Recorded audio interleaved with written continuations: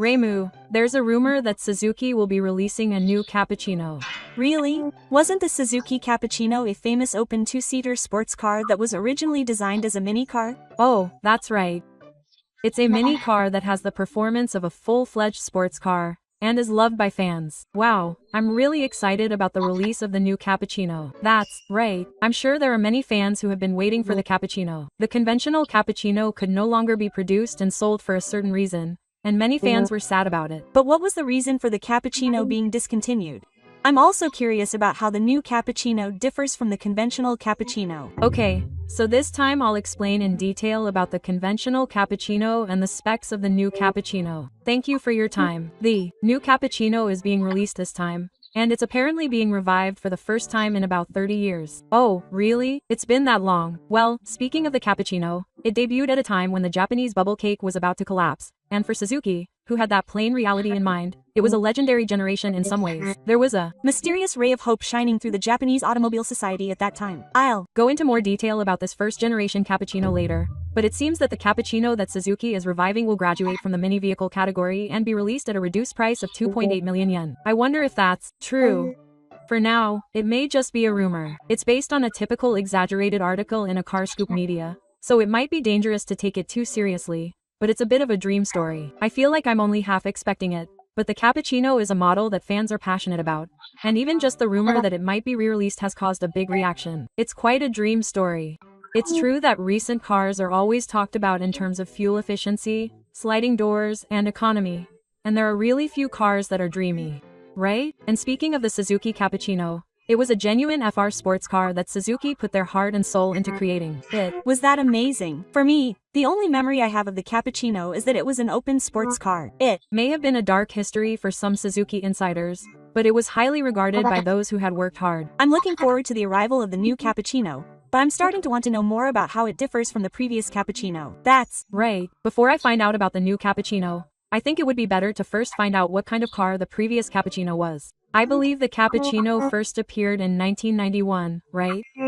Oh, that's right, but it had a short sales period, and it was a two-door open sports car that was released that same year and discontinued in 1998 with only one unit. It's sad that it disappeared after only one unit. I guess it was inevitable considering the shocking events leading up to the Cappuccino's debut and the historical context at the time. You say it was shocking. But what was the arrival of the Cappuccino like? It's already become a legendary story about Suzuki, but it all started when then President Suzuki said on the spur of the moment that the K Open Sports, which was exhibited as a prototype at the 1989 Tokyo Motor Awards, would be released. Going on the spur of the moment is something that doesn't sound like Suzuki, who is known for being stingy and down-to-earth. The story spread because Touji Eritsun, a late-night TV show, introduced the prototype exhibitor and said that the Suzuki president had said that it would be released. You think that would have caused a big stir if Touji Eritsun had said that. However, one of the development staff members who appeared on a different show recorded the following day said that the president had gone and that it would probably be released, and that's how the public got carried away. It was completely like water in the mouth. The P89 concept car, which was the prototype for the Cappuccino, was still made when mini cars were still 550cc. And even though it was just before the 660cc era, it wasn't something that could be easily put on the market. If it had been put on the market on the president's whim, it would have been very difficult for the developers. What was amazing, though, was the passion of the Capucci developers, who took advantage of the 660cc project to change the engine, make it a front midship, and optimize the front to rear weight distribution by moving the other heavy objects closer to the center. It wasn't just a simple engine swap.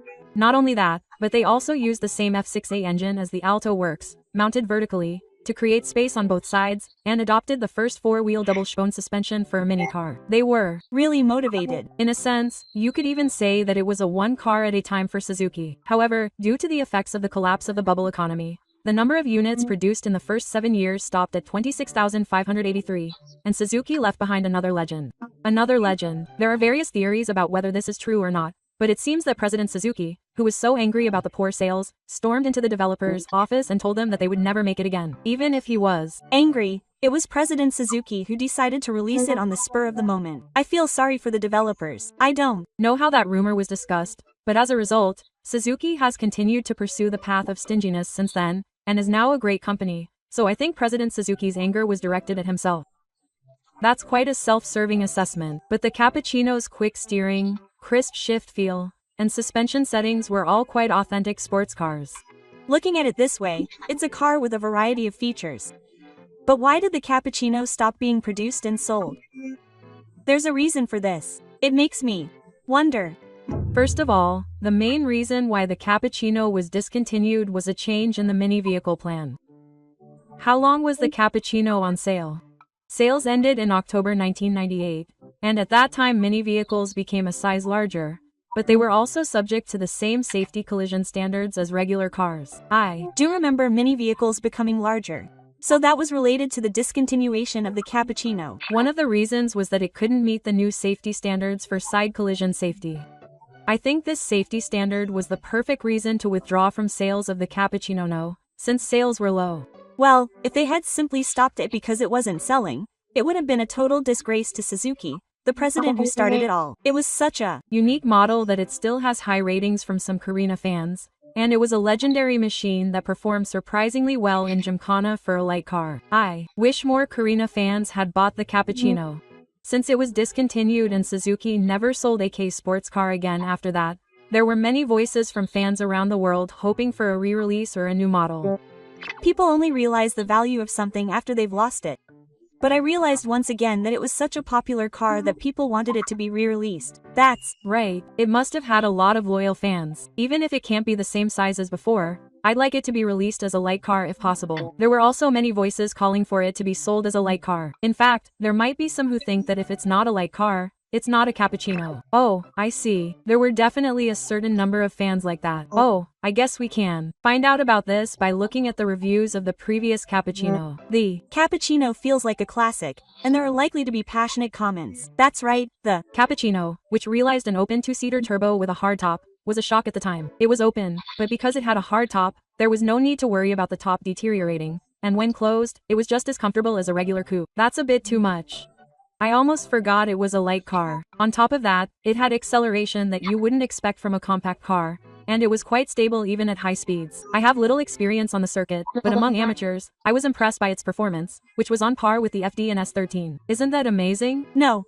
Saying it's on par with the FD and S13 is a bit of an exaggeration. It probably wouldn't work on the circuit, but I think it would have a chance on a smooth winding road. If that's the case, then it's definitely not a classic. It's also Suzuki's masterpiece. This car is packed with incredible sports performance that is not possible with current mini cars, and it is a car that continues to be loved by enthusiasts. Since cars like this will probably not be made anymore, many car enthusiasts have given up on trying it, but there are also many who have a little hope that it will be re-released. I can certainly understand the desire to see the Cappuccino make a comeback. Perhaps, with the recent popularity of open-top cars such as the S660 Copen, many people are hoping that the Cappuccino will also make a comeback, thinking about the cars that are actually being sold by other companies. That's right, the Copen is sold by its serious rival, Daihatsu. So when you think about it that way, it doesn't seem like an impossible story. Right? I can see why it's a car that has captured the hearts of Cappuccino fans.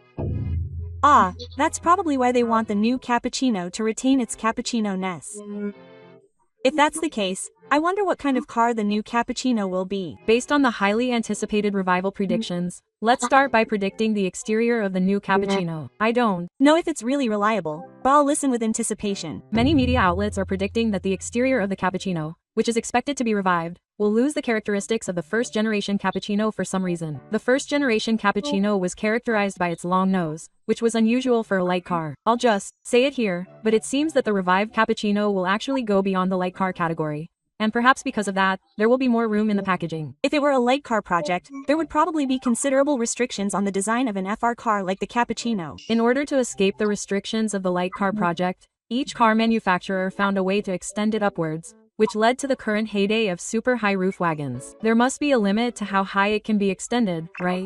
There is a height restriction of 2 meters, so it's unlikely to be that high. But if the Cappuccino jumps from the light car project, it will seriously be a rival to the Roadster. I think it will be something like the Roadster, right? You can tell that from the expected exterior. Honestly, it seems like the design will be quite scrupulous, and it gives a completely different impression from the first-generation Cappuccino, which had a strong sense of forcefulness. It's certainly completely different from the clumsy but endearing frame design of the first-generation Cappuccino. It may be commonplace these days, but the headlights have a design that makes use of LEDs, and above all, there are no restrictions on the overall length or width, so it has a wide Arona sports car style. I can see that it's cool, but the changes from the first-generation cappuccino are so drastic that it's hard to believe that this is a cappuccino. That may be a major concern. The first-generation cappuccino, which was produced by the Rest Car project, had an overall width of surprisingly small at 1,395 millimeters, and that long nose was also the identity of the cappuccino. But the predicted exterior of the new cappuccino looks cool, to be honest. By the way, the predicted body size is said to be around 3.9 meters in overall length and 1.7 meters in overall width, which is the rear license plate size. Then, the number size might be a differentiator from the Motto Road Start, which is likely to become a rival. I think it was probably a stretch to make it a 3-number size since it's called a cappuccino. It also looks somewhat similar to the S660. But that's just a guess, so please bear with me. It sounds like they're subtly trying to make an escape route, but since the new cappuccino is graduating from the mini vehicle category, its equipment will also have evolved quite a bit. It's not just evolving from a mini vehicle to a regular car, but since it's making a comeback after about 30 years, its equipment has evolved significantly. That makes sense. So, I wonder how exactly it's evolved. Originally, the first-generation cappuccino had a 3-piece roof package that could be removed to transform it into an open sports car. But this has evolved one step further. That hardtop had to be removed manually. I'm sure it would have been a pain if it suddenly started raining. That seems to have been a weakness, and even cappuccino fans have a hard time storing it. Some people say that the comfort of a hardtop is in exchange for the hassle of attaching and detaching the roof. But they still liked it, didn't they? Well, yeah. That person also said that the light and compact body, turbo, and good acceleration make for a pleasant ride. When you open it, it's truly refreshing. It's been quite some time since production ended. But since there are many aftermarket parts, no two cars are the same, and it's surprisingly durable, so the previous comment was probably just self-indulgent bragging. So how will the new cappuccino evolve? It uses an electric roof instead of a manual one, eliminating the hassle of opening it. Then there's no room for self-indulgent bragging. That's probably what will happen with the new cappuccino. But if that happens, it will. But I can imagine some old folks saying that the old cappuccino was fun because of all the inconveniences. There are always people who romanticize the old cappuccino, but that's not all that's evolved about the new cappuccino, is it? Of course, the rear design also features LEDs for a stylish and sporty look. And the shape of the rear bumper has been designed with an emphasis on aerodynamic performance. Just by freeing it from the curse of being a mini car, the cappuccino development team can design it however they like. Well, Suzuki is known for being stingy and second to none when it comes to cost cutting, so maybe it's the country that's expecting too much. That's right. Hearing that reminded me of the anecdote that made President Suzuki furious. As for the design, many people are hoping for a long nose body like before, so it's hard to say anything at the moment. Well, it's just a rumor, so it's hard to predict in such detail. So, what I'm curious about with the new cappuccino is what will happen to the powertrain that will graduate from being a mini car. The most likely theory at the moment is that it will be a newly developed 1.3L gasoline turbo engine, but I don't think it's possible if the new cappuccino was developed solely by Suzuki. Why is that? The first-generation cappuccino also had many parts that Suzuki developed almost exclusively for the cappuccino with great passion. And that was the cause of the cappuccino's deficit. Now that you mention it, that might be true. I've seen some false rumors that it uses the engine used in the Honda box, but apparently they were just buying into a completely incorrect article that said the 1.3L and its stroke ratio was close to 1.3. How could they make such a mistake? It's an article from Nikkei, but normally a long straight engine would have a lower number than 1.0. And a short stroke engine would have a higher number, so calling it a long stroke engine with a number of 1.3 is just amateurish. It can't be helped since Nikkei is known for its relentless devaluation of Japan. But even if it's Nikkei, it's unthinkable for car enthusiasts. With a long stroke engine like this, fuel efficiency may be better, but the engine feel will be completely unlike a sports car. And if you have even a little knowledge, you can't go wrong. Right? After all, the F6A engine in the first-generation cappuccino was a short-stroke, ultra-high revving engine. I don't think an engine that high revving like that would really suit the current situation. But a pretty strong possibility would be the 1.4 LK14C inline turbo engine that was installed in the Swift Sport. Suzuki probably has an engine that can be used right away. Also, even if they say they won't spend money on the engine, the new cappuccino will definitely adopt an FR layout. So just developing the platform will cost a lot of money. They're not stingy. So what would it be like if it was the Swift Sport engine? The fuel efficiency would probably be good for 17 kilometers per liter in WLTC mode. So I think it's not a bad choice. However, the theory that the engine is surprisingly well developed can't be dismissed because there's a rumor about the new cappuccino. The talk of the new cappuccino itself is just a rumor. But what is that rumor? There are rumors that not only Suzuki but also Toyota and Daihatsu are involved in the development of the new cappuccino. Some people are saying that it's an alliance to make a better car. Now that you mention it, it's not entirely impossible. If that's true, the range of powertrains will expand significantly, and it's even possible that hybrid technology will be adopted. If that happens, we can have high expectations for fuel efficiency. The new Cappuccino will certainly aim to be a pure open sports car, and I don't think it will adopt Toyota's strong hybrid. Even if it's the K14 type, it seems like it will have decent fuel efficiency.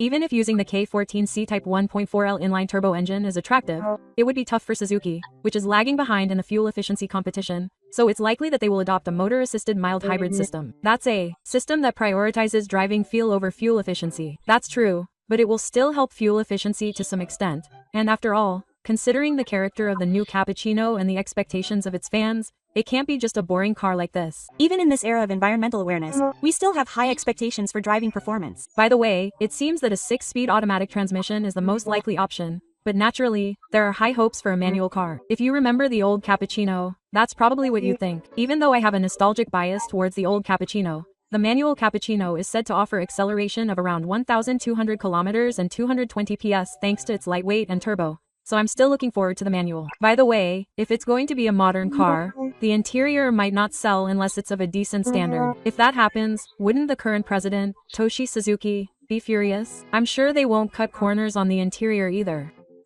In the past, Suzuki was so focused on cutting costs that the interior quality was cheap, but recently it's become quite impressive. I wonder if there's ever been a Suzuki with such an interior that makes the most of its features. Even though it's produced in an Indian factory, if you look at the Suzuki Franx, it has quite a high quality. It's certainly understandable if it's at the same level as the Franx's interior. The interior of the new Cappuccino is likely to have a sports car-like, Spartan feel, but also a modern, refined interior. When I think back to the interior of the first-generation Cappuccino, it felt like a light car, so it's really evolved. As for the first-generation Cappuccino, I really like the fact that it doesn't have any convenient features that would be too much for a fanatic. Some people say that, so it might be difficult to find the right balance here. Having said that, it's been almost 30 years since then. I wouldn't be satisfied if it didn't have any convenient features, even if it was a little cheaper. There's no need to worry about the new Cappuccino. If you look inside the car, it looks like it will have a fully digital instrument cluster and a large infotainment display, and it will look very different. The touchscreen is difficult to operate while driving, so I wonder if it won't evolve a little more. Perhaps if the new Cappuccino's infotainment system adopts voice recognition, that problem will be solved. If you cram in every feature, the price of 2.8 million yen that was initially mentioned will be impossible. I'll come back to the price point later, but the new Cappuccino still has a lot of appeal. Is that just the appeal of the new Cappuccino? That's probably what it means. The first-generation Cappuccino was quite an outrageous model, and quite ambitious, but it did have some weaknesses that were typical of minicar projects. Well, it couldn't be helped since President Suzuki had already said he would be releasing a sports concept car called the P89. Well, once the president had said it, there was no going back, so the first-generation Cappuccino, which was basically a concept car that had been put on the market, scored well in terms of practicality. It clearly looked to be lacking in practicality. The most common complaint was that while the trunk was reasonably spacious, the downside was that when the top was open, the hardtop had to be stowed, reducing storage space to almost nothing. It wasn't the kind of car that people would want that kind of thing in. Still, there were many people who owned just one Cappuccino, so it's no wonder they said it was inconvenient when carrying large items. Even if they said that.